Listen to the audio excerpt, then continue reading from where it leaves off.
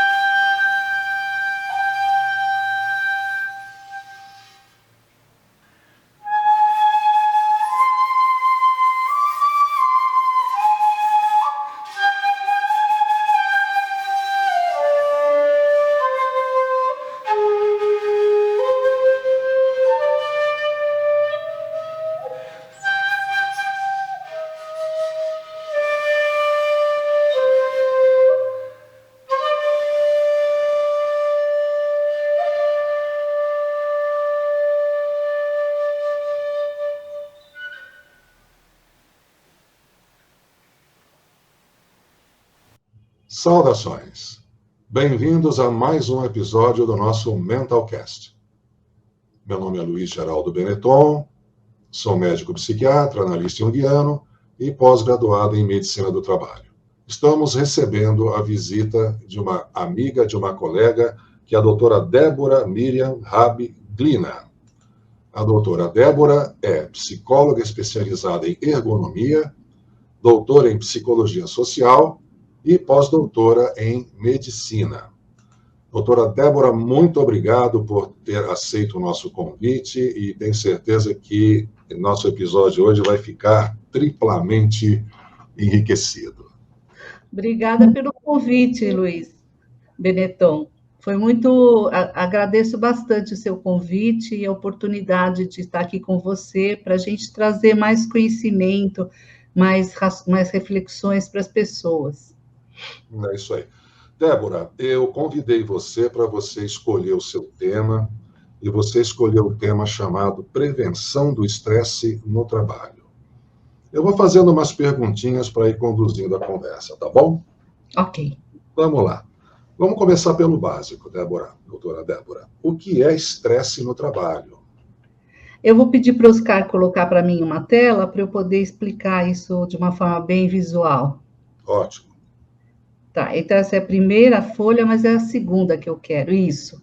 Então, a gente diz que o conceito de estresse no trabalho, ele está ligado com a dificuldade, o desequilíbrio, o mau ajuste entre o trabalho e as pessoas, tá? O trabalho vem com as suas exigências, pressões, metas, valores e demandas, que são de vários tipos, quantitativa, cognitiva, emocional, física, e as pessoas vêm com competências, habilidades, conhecimentos, recursos, têm necessidades também e têm referenciais. E quando você junta essas duas entidades, a pessoa e o trabalho e a organização, pode ter um ajuste legal, então seria uma situação de ganha-ganha, ou pode ser que não haja o ajuste, haja um desequilíbrio, haja um ajuste deficitário. E isso que eu chamo de estresse no trabalho, a falta desse encontro entre essas duas entidades, a falta de um encontro equilibrado entre a pessoa e o trabalho, ok? Olha, quais são os estressores propriamente dito no trabalho? Ok, vou pedir a segunda, isso.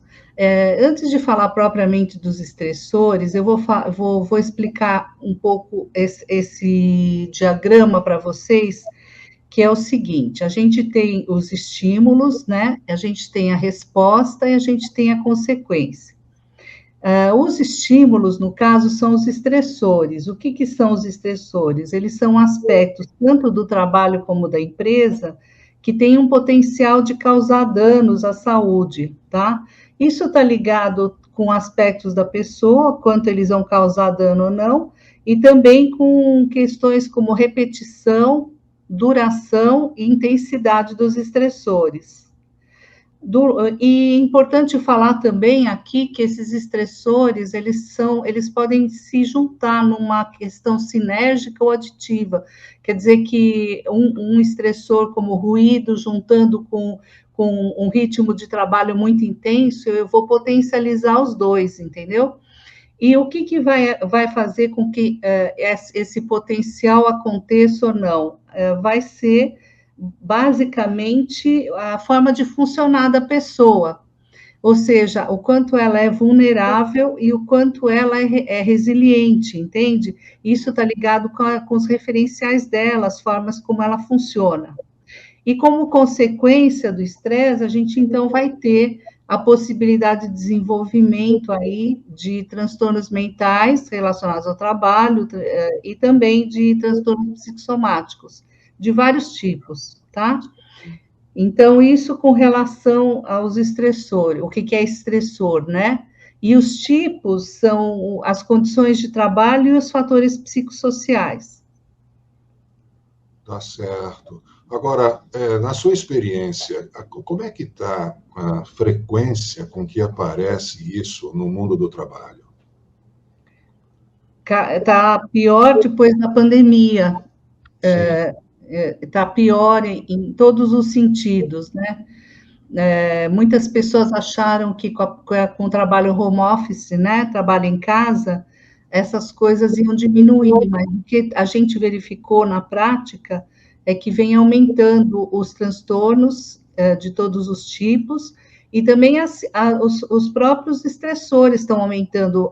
Por incrível que pareça, assédio moral no trabalho está aumentando, as metas estão aumentando, enfim, essas coisas estão muito altas hoje em dia, e não é só no Brasil, no mundo todo. Agora, Débora, eu também concordo plenamente com essa sua observação. A minha pergunta foi nesse sentido de haver da sua parte também um testemunho dessa situação crescente. Você já fez alguma imaginação? Onde é que isso vai parar? Porque está uma curva ascendente, logarítmica, né? Ela está exponencial. Onde é que isso vai parar? Isso aí vai ter que ter um fim, um dia. Como é que você visualiza o decorrer desse processo? Porque ele está crescendo mesmo. Olha, eu acho que não tem uma resposta assim direta para isso que você está perguntando. É bem complexo para responder isso, né? Porque a gente não. Primeiro que a gente teria que entender de futurologia, que eu, por exemplo, não conheço o suficiente, né? A gente vinha num crescente aí de muitas previsões do que ia acontecer no mundo em mudança, e logo depois vem uma pandemia e tem mais mudança ainda. Então, na verdade, eu acho que o que está acontecendo nas empresas é um pouco reflexo do que está acontecendo no mundo mesmo, nos países, na questão econômica, na questão política, em tudo isso. Tem um contexto maior aí que abrange as empresas e que acaba influenciando também. E dentro das empresas, eu acho que não há reflexão sobre o que o trabalho causa. Eu comentei com você que eu nunca estava entendendo por que eu, quando fazia alguma prevenção de estresse dentro de empresa, eu explicava o que eu tinha encontrado no levantamento, né, nos assessments, e eu explicava o que eu tinha achado, e aquilo não dizia nada para os diretores da empresa, eles não sabiam nem o que eu estava falando. Eu tinha que transformar tudo em número, entendeu? Porque o trabalho, ele não entra, as pessoas, o trabalho é como se eles não existissem. Eles não são palpáveis, entendeu? Do ponto de vista dos empresários e dos acionistas, o trabalho em si não existe. Não existe pessoa, não existe adoecimento. É como se a gente estivesse em outro planeta. Você sabe que uma vez eu estava conversando com um gerente de uma empresa de telemarketing, e eu conversei com ele sobre o número grande de pessoas que trabalhavam diretamente no telemarketing, né, conversando com os clientes e tal, e o adoecimento crescente dessas pessoas, que elas eram bombardeadas com xingamentos, com ofensas pessoais, e levavam isso para si e começavam a ficar deprimidas e tal. Aí eu comentei assim, como é que vocês fazem em relação aos afastamentos, desde os afastamentos de 15 dias que a empresa paga, até os afastamentos para o INSS, que também é outro tipo de prejuízo, né? E o gerente falou que essa empresa de telefonia, né, de telemarketing, ela já tinha no orçamento dela uma parcela do faturamento para gastar nisso. Então, era simplesmente uma questão contábil, entendeu? Nunca chegava ao nível humano, ao nível de perceber a pessoa pequena que está ali. E somando com o exército de renovação que a gente tem, né, tantos milhões de desempregados, é difícil mesmo, hein? Acessar a mentalidade de um diretor para que ele pense de uma outra forma, né? É difícil. Olha, eu consegui fazer algumas coisas legais dentro de telemarketing, tá? Um caso que eu me lembro bastante era desse caso que você falou, do xingamento, como as pessoas ficavam após o xingamento. A empresa achava que ela resolvia o problema com uma sala de descompressão. E eu achava que não, que a gente podia resolver esse problema de uma maneira muito melhor, dando controle para o trabalhador, entendeu? Então, por exemplo, a gente criou uma possibilidade da pessoa poder dar um aviso de que se o cliente continuasse xingando, ele poderia desligar a ligação, sem ser prejudicado na avaliação de desempenho. Então, a gente criou uma política dentro da empresa para eles poderem desligar o telefone, entendeu? São pequenas coisas assim que no concreto ajudam. Isso não é pequeno, não, isso é grande. Grande. É E uma o pessoal mudança, aceitou? né? O pessoal aceitou essa ideia e implantou? Foi implantada. Ah, que bom. Eu consegui implantar várias coisas. Por exemplo, o que eu consegui mexer também com a avaliação de desempenho, eu consegui mudar totalmente a avaliação de desempenho da empresa. Eu montei uma equipe com o pessoal de gerência, funcionário, supervisor, um time, né? Um time para pensar no que podia melhorar. E aí a gente transformou totalmente a avaliação de desempenho e aquilo trouxe assim um alívio para as pessoas, porque a avaliação de desempenho era uma das coisas que mais estressava os trabalhadores. Uma Então tortura. eu fiz várias coisas assim na minha vida, né? E tentando trazer essas mudanças que podiam causar algum alívio na questão do estresse, entendeu? E dos transtornos também. Sem dúvida.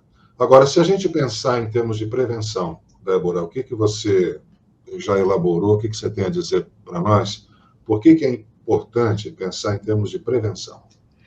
Eu acho que uma questão que tem que ficar clara é, primeiro, que o estresse é um problema de saúde pública, tá?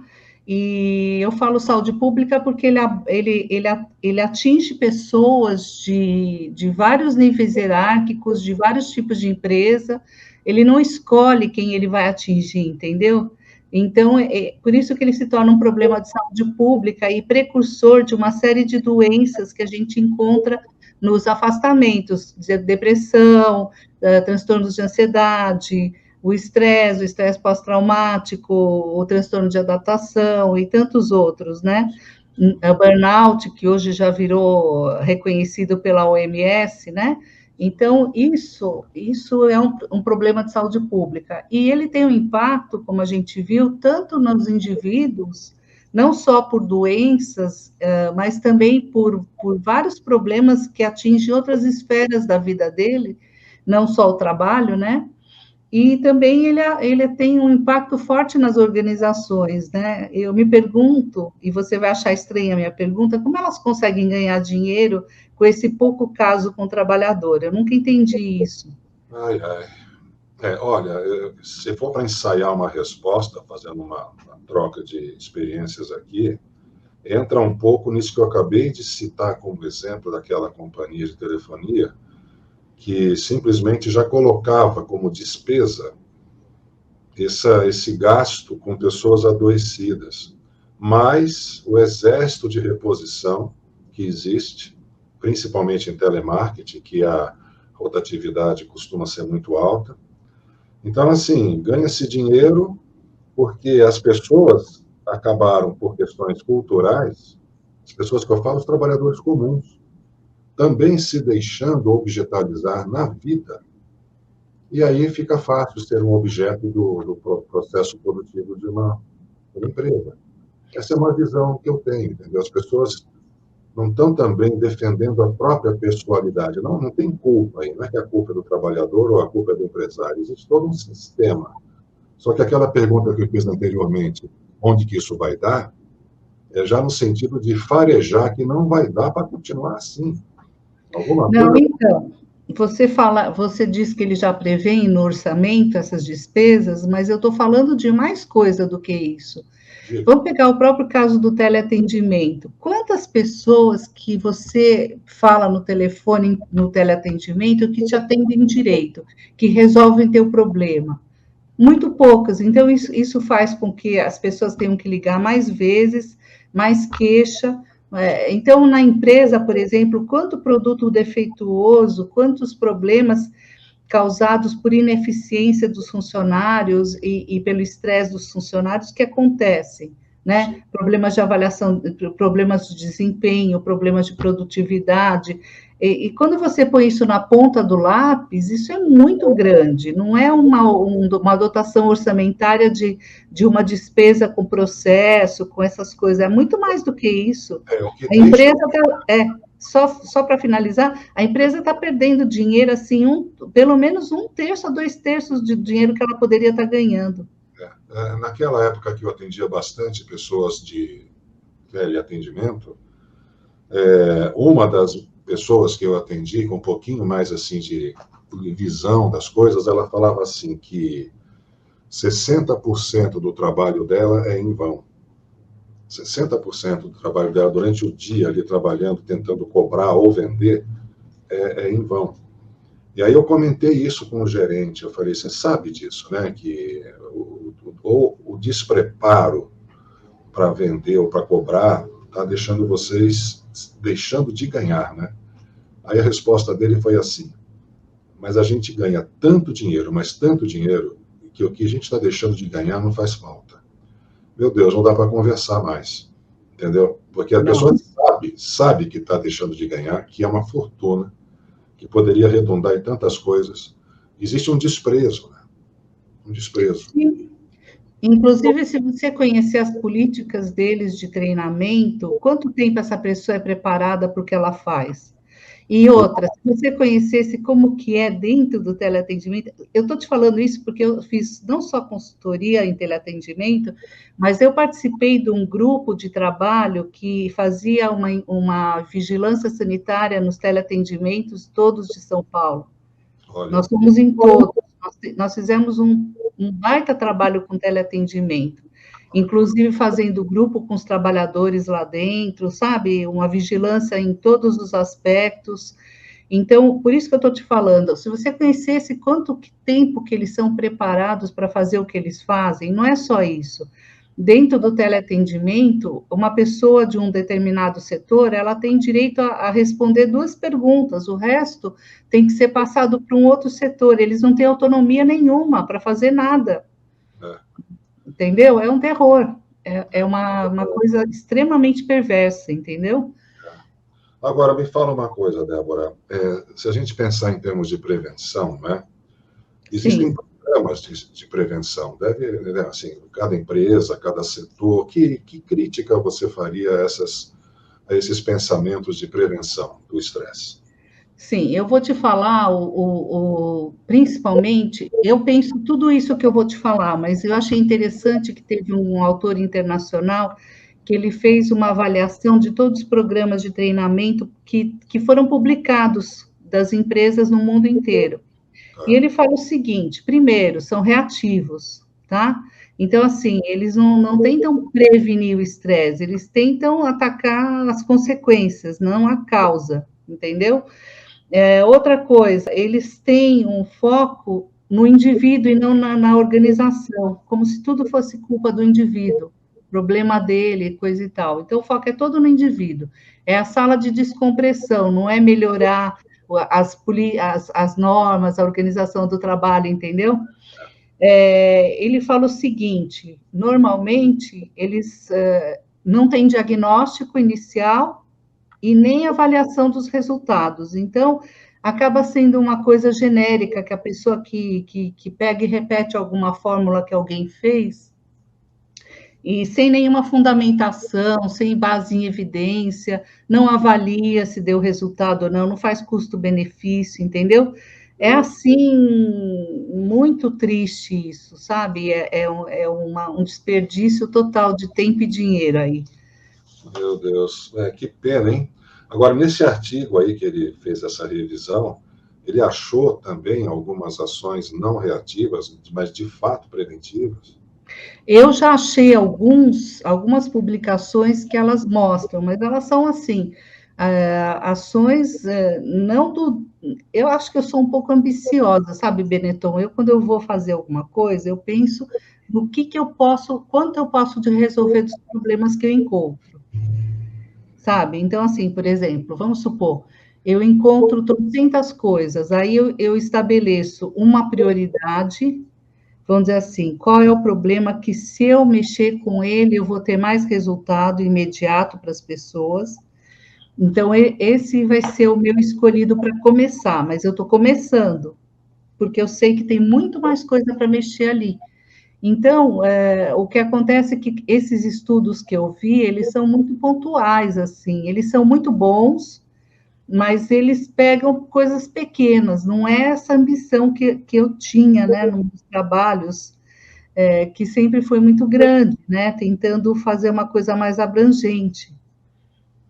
Porque tem que mudar a mentalidade mesmo, né?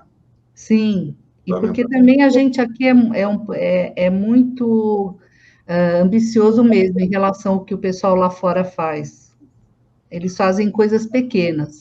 Eles fazem, por exemplo, uma mudança no turno, uma coisa pontual e pequena. Eles não mexem em tudo, não. Uma coisa mais sistêmica teria que ter aí uma pré-cultura que aceitasse isso, né? Porque senão você bate numa coisa impermeável. Agora, dá para você, assim, ver tipos de prevenção, então? Assim, sim. Eu vou pedir para o Oscar colocar para mim o slide agora. É o próximo. Esse. E depois eu vou precisar mais um, mas esse já vai dar para começar. Então, a gente tem a prevenção do estresse primária. A prevenção primária é para a gente tentar reduzir, eliminar ou alterar as fontes de estresse, mexendo com como o trabalho está organizado e gerenciado. A gente tem a prevenção secundária, que a gente procura, através dela, aumentar os recursos individuais, usando treinamento e educação, entre outras coisas. E a gente tem a prevenção terciária, quando as pessoas já adoeceram bastante, né? Então, a ideia aqui é reduzir, tratar ou curar os danos consequentes do estresse no trabalho. Então, aí poderia entrar a terapia, poderia entrar o aconselhamento, os programas de reabilitação e retorno ao trabalho e outras coisas, tá? E eu vou pedir a próxima também para o Oscar. Então, aqui é uma outra classificação que é assim, eu tenho intervenções dirigidas para as pessoas, ou dirigidas para a interface do indivíduo com a organização, ou dirigidas para a organização, tá? Então, para o indivíduo, a gente pode ter várias coisas, desde de conscientização sobre estresse, tratamento, tem N coisas dirigidas às pessoas em todos os níveis de prevenção. Na interface, eu teria, então, os relacionamentos no trabalho, né? A adequação da pessoa com o ambiente, e envolver mais o trabalhador nas mudanças, nas decisões da empresa, né? E na dirigida organização entraria um pouco de tudo, melhoria aí do redesenho dos cargos, mexer com as políticas de recursos humanos e as práticas de recursos humanos, melhorar as condições de organização do trabalho, enfim, aí entra tudo o que a gente falou um pouco na prevenção primária. É uma pena que a gente tem tão pouco tempo, porque eu poderia dar vários exemplos práticos de cada uma dessas coisas, né? Mas o nosso tempo não vai permitir detalhar tanto. Bom, mas aí, se você quiser dar um exemplo de cada, pode dar. Ah, posso? Tá bom, então, eu vou te dar um exemplo de cada, né? Por exemplo, na prevenção primária, que é dirigida à organização, eu fiz aquele trabalho mexendo com a avaliação de desempenho, envolvendo todo mundo. E num outro lugar, eu fiz um trabalho de rever a quantidade de trabalhadores para aquele setor que estava muito defasado. As pessoas estavam se matando de trabalhar porque a empresa não punha mais funcionário, entendeu? Então, são coisas desse nível da prevenção primária. Na prevenção secundária, a gente fez um evento, um workshop grande com todos os trabalhadores para falar sobre estresse, para abrir para eles colocarem problemas que eles estavam tendo, coisas que eles queriam esclarecer e tudo, né? E na prevenção terciária, esse atendimento que eu sempre fiz com os trabalhadores, né? Em que não só eu dava uma orientação e fazia uma avaliação da situação dele, fazer o tratamento dele, e também davam, assim, uma visão do que ele poderia fazer em termos práticos dentro da empresa e em relação à justiça também, em alguns casos, entendeu? Então, era um trabalho bem interessante, é um trabalho que ainda faço, tá? Que ainda tem muita gente que me procura para fazer uma avaliação do assédio moral, ou do estresse no trabalho, ou do transtorno mental, né? E para fazer esse parecer meu e orientar ele qual o passo a passo que ele pode dar, né? Deixa eu fazer uma... Posso fazer uma pergunta, Débora? Claro! Quando você fala que você é procurada para fazer uma análise de assédio moral no ambiente de trabalho, qual que é o motivo pelo qual a empresa procura você para ver exatamente esse tema? Eu já tive procura pela empresa e já tive procura pelo trabalhador. Eu vou te dar um exemplo de cada. Eu tive vou contar dois casos diferentes. Um que era uma empresa que estava com uma demanda do Ministério Público do Trabalho de R$ 1 milhão de multa por conta do assédio. Então, eles me pediram para ir lá dentro verificar se tinha assédio ou não. Então, eu tinha um tempo limitado, era fora de São Paulo, e eu criei toda uma metodologia para conseguir acessar e descobrir isso dentro da empresa, sem nem falar a palavra assédio, entendeu?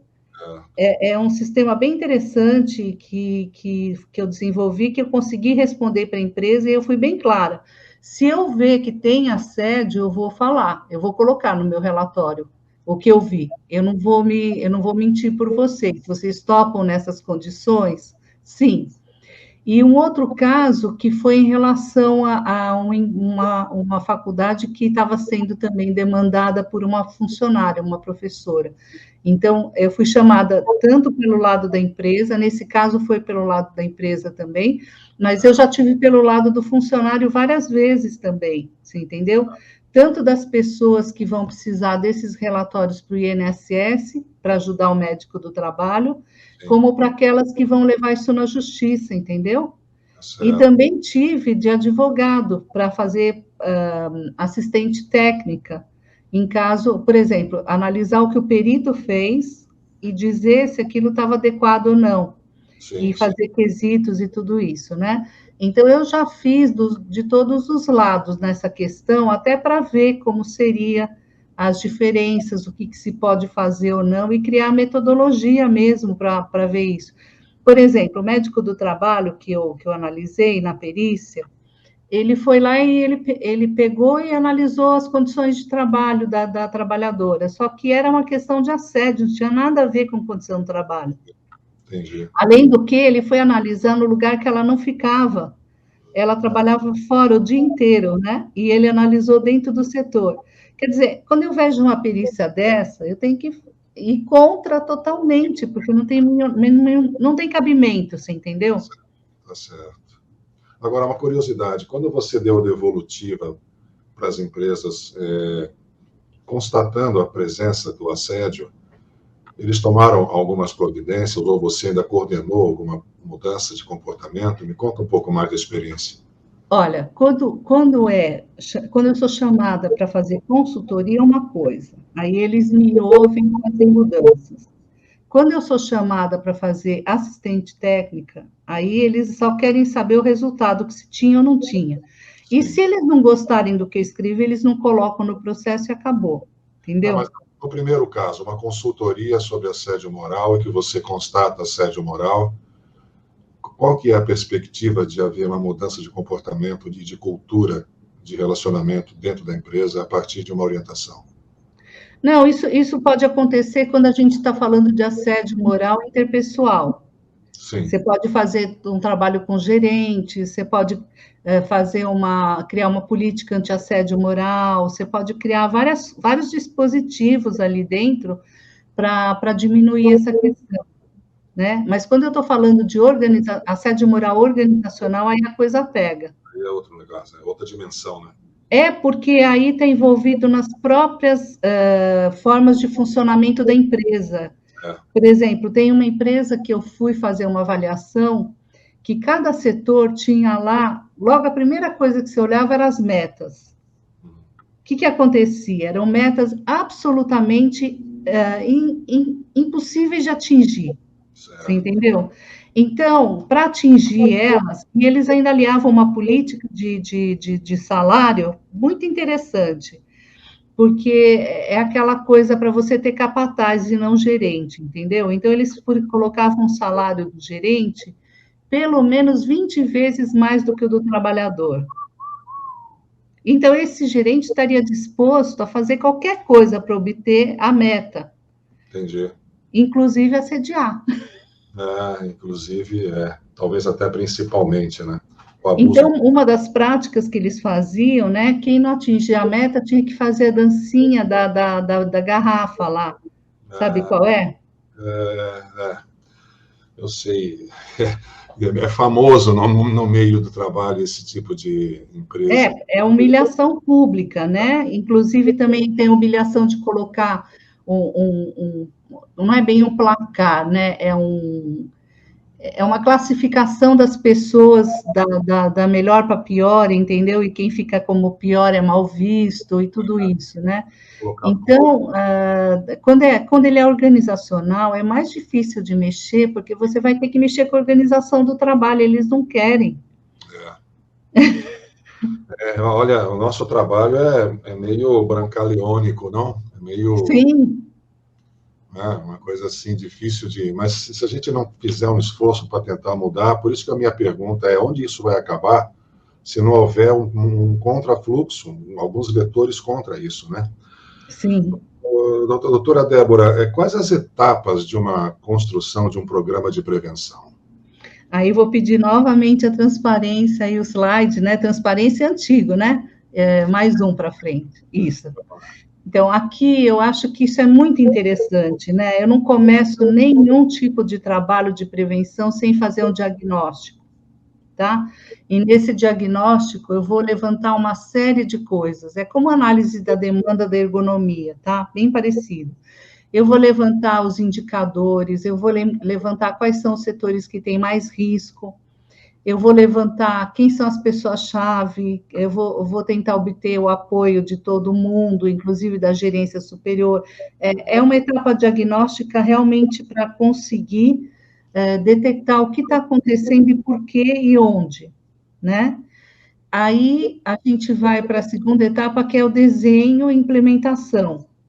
Nessa parte, a gente não vai já com uma proposta pronta, a gente traz as pessoas com a gente para desenhar essa proposta, né, de como vai ser essa intervenção. Porque vai ser por etapas, é mais ou menos assim, a gente vai escolher várias coisas para atuar, e essas coisas, elas vão por ordem de prioridade, em termos de o quanto elas trazem de benefício para o trabalhador, entendeu? Aí, feito isso, a gente está no processo contínuo de avaliação da intervenção. Por quê? Porque o que acontece é assim, se você tirar o ruído de uma empresa, as pessoas vão perceber que tem outros problemas que estão acontecendo, que o ruído estava mascarando. É como uma cebola que você vai descascando, você entendeu? Então, quando você começa uma intervenção, no primeiro momento tem um alívio, no segundo momento piora tudo. E piora por quê? Porque uma outra coisa que estava encoberta, ela vem à tona. Mas e aí você... Mas atuando, né? Está atuando, mas ela estava encoberta pela coisa pior. Quando eu tiro a coisa pior, vem a segunda pior. E a terceira e a quarta, e aí a avaliação ela vai me mostrando essas coisas e vai me permitindo corrigir a rota. Fazer correções, pequenas correções, para sempre estar atuando de uma forma bem legal com a prevenção, entendeu? Então, eu acho que um programa que não tenha essas etapas, ele é um programa furado. Verdade. Porque, assim, se você não tem diagnóstico, você vai saber qual é o setor que está pior, você vai saber se tem algum cargo que está mais complicado, você vai saber qual é o problema e o que está gerando? Não. Se você não faz avaliação no final, você sabe se aquilo que você fez funcionou ou não funcionou? Você não sabe. Então, para mim, as pessoas só ficam no 2, né? No desenho e implementação das intervenções. Só que isso daí, para mim, é muito pouco, né? Pode ser furado, inclusive, né? E é furado. Agir em setores que não precisavam tanto, e assim vai. É furado mesmo. Esse slide que você está mostrando aí, ele tem uma lógica de, assim, não pode ser diferente disso. Não dá para ser de outro jeito, a não ser desse jeito. Se você não fizer um diagnóstico inicial, você não tem conduta. Você não tem nem diagnóstico, você não sabe nem onde começar. Isso é fundamental, né? Ainda mais, eu vou te falar uma coisa, nas empresas todas que eu já fiz trabalho, e mesmo com as pessoas, tem uma cultura organizacional muito ferrada que você tem que conhecer, e tem também até uma linguagem própria de cada empresa, cada setor, que você tem que conhecer. Se você não conhecer, você não vai entender qual é o problema. Então, você tem que mergulhar ali de uma maneira para você realmente entender o que é que as pessoas fazem, qual é o trabalho delas, quais são os problemas que elas têm naquele trabalho, onde está pegando, né? Então, por exemplo, num hospital que eu fiz, tinha um problema sério que não era só no setor que eu estava analisando, era ligado com outro setor. O outro setor estava fazendo coisas que prejudicavam os trabalhadores desse setor. E fazia coisas, inclusive, que prejudicavam os pacientes, até por falta de treinamento das pessoas, entendeu?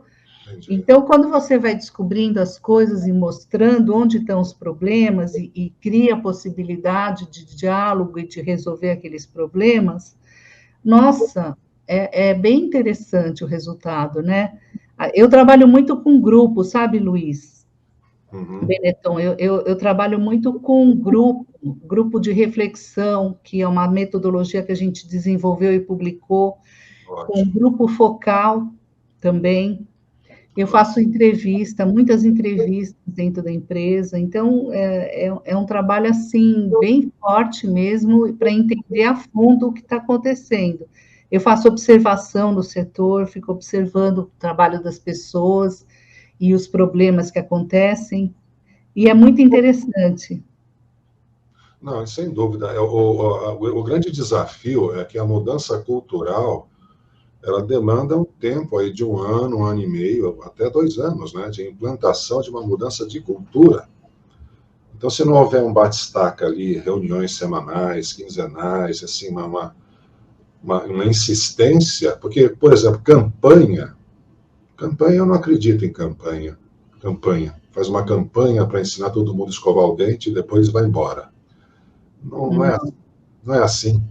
Então, esse trabalho aí é um trabalho realmente, como eu falei, brancaleônico mesmo, viu? Você sabe que nessas literaturas aí apontam que só 25% das empresas aqui no Brasil pensam sobre saúde mental. 75% não sabe nem soletrar essa palavra, essa expressão, entendeu? E eu Então, vou além, viu, Benetton? Elas não querem saber. é verdade. Mas aí que tá, isso que eu acho que é uma grande cilada para elas mesmas. Porque enquanto elas não querem saber, os trabalhadores estão adoecendo. E agora tem uma coisa que eu queria que você comentasse também, dentro da sua área, ou da nossa área, que é o seguinte: acabou aquela lei que permitia que uma pessoa em condições financeiras se declarasse pobre para não ter custos do processo que ela abria contra uma empresa. Eu fui perito durante uns 3 anos, já faz uns 4 que eu não sou, e essa lei veio depois. Mas na época que eu era perito, a maioria dos processos que eu pegava tinha um monte de exagero lá no processo, entendeu? Porque se perdesse, eu não ia pagar nada. Só que agora não. Quando a pessoa entra para fazer um processo contra uma empresa, ela vai pagar se ela perder. Então, na minha imaginação, é assim: só está entrando pessoas que têm certeza de que elas estão com a razão, sem exageros para não ficar furado. Você tem visto isso? Porque agora os processos são assim, tipo, olha, se eu estou sendo processado é porque provavelmente é verdade. Porque antes havia uma indústria de processos, né? Sim, sim. Existem coisas super complicadas dos dois lados, né? Do trabalhador e da empresa. Sim. Existem muitas coisas que a gente vê bem antiéticas, bem complicadas dos dois lados, né?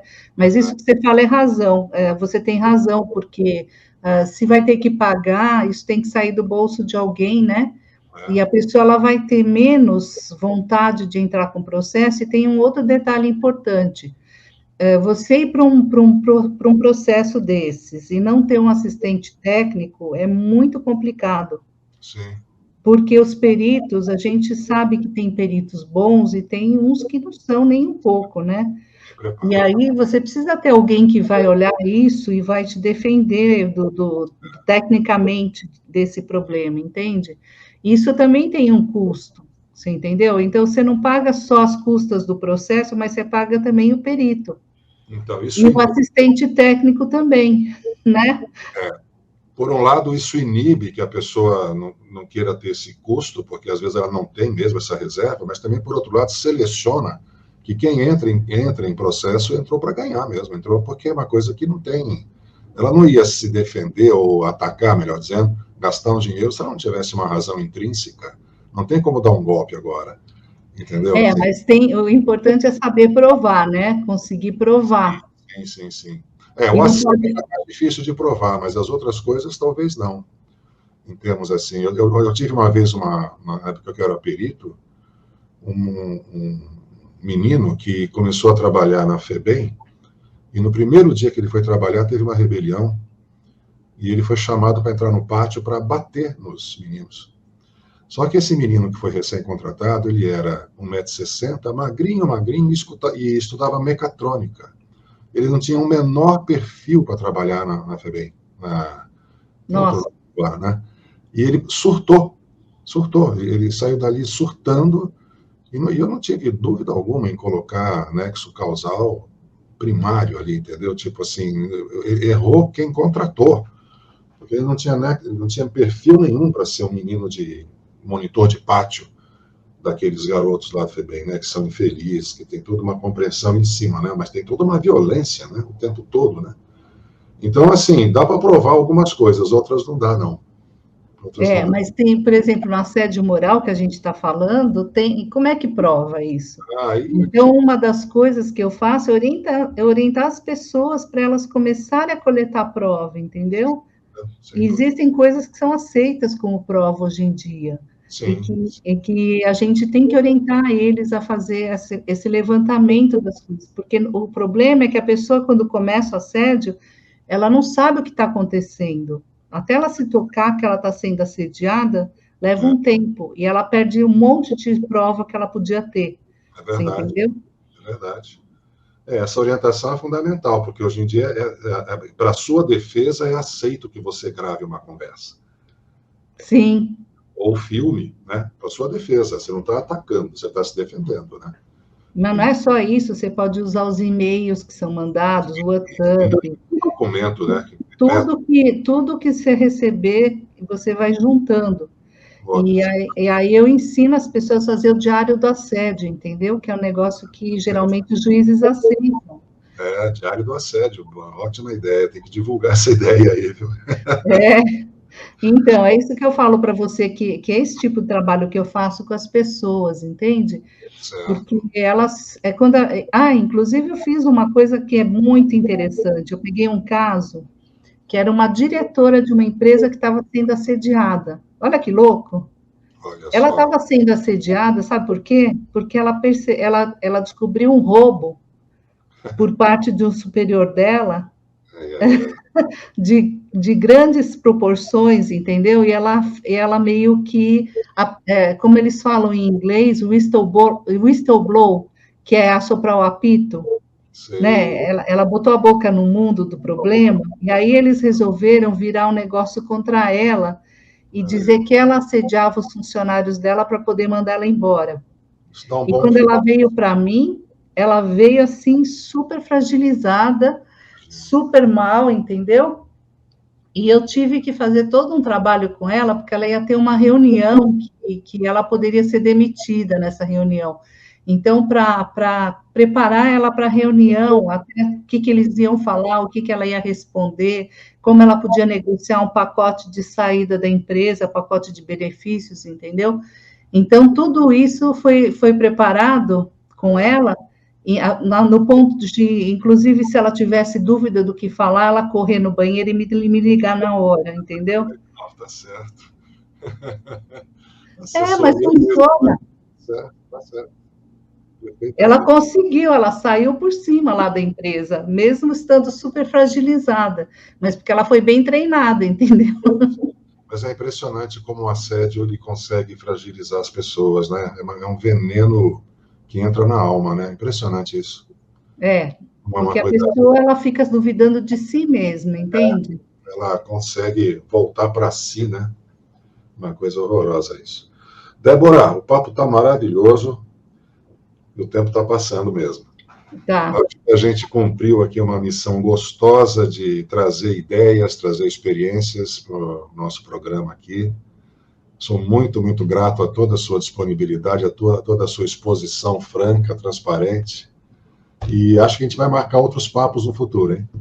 Ah, se Deus quiser, vou adorar. Obrigada pela iniciativa sua e pelo convite. Tá Eu fico ótimo. lisonjeada de ser sua primeira entrevista. Espero que as outras sejam ótimas também, né? Ótimo.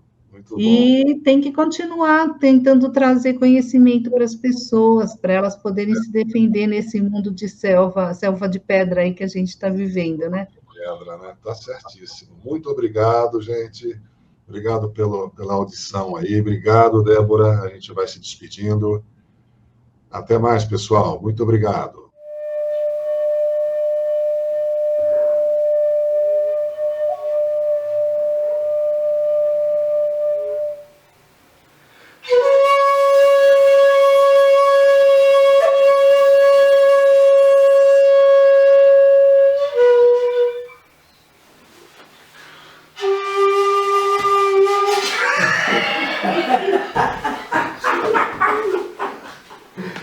Que vicio! Por vezes, enxergamos, mas não vemos. Escutamos, mas não ouvimos. E repetindo, e repetindo, e repetindo. Não pensamos, só agimos e deixamos de sentir. Mentalcast. Pense nisso.